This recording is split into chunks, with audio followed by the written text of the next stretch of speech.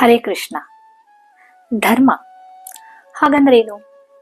ಹಿಂದೂ ಧರ್ಮ, ಮುಸ್ಲಿಂ ಧರ್ಮ, ಕ್ರಿಶ್ಚಿಯನ್ ಧರ್ಮ, ಬೌದ್ಧ ಧರ್ಮ, ಹೀಗೆ ಹಲವಾರು ಧರ್ಮಗಳಿದೆ.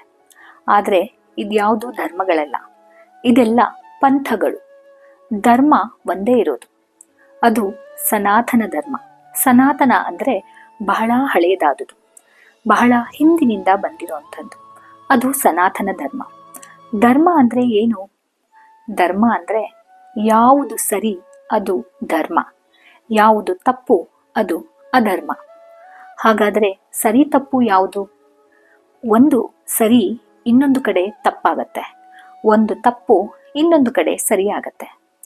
ಉದಾಹರಣೆಗೆ, ಕೊಲೆ ಮಾಡೋದು ತಪ್ಪು. ಅದೇ ಒಬ್ಬ ಸೈನಿಕ ಶತ್ರು ದೇಶದ ಸೈನಿಕನನ್ನ ಕೊಲೆ ಮಾಡಿದ್ರೆ ಅವನು ವೀರ ಅಂತ ಅನ್ನಿಸ್ಕೊತಾನೆ. ಈಗ ಧರ್ಮ ಅಂದ್ರೆ ಏನು ಅಂತ ತಿಳಿತಲ್ಲ.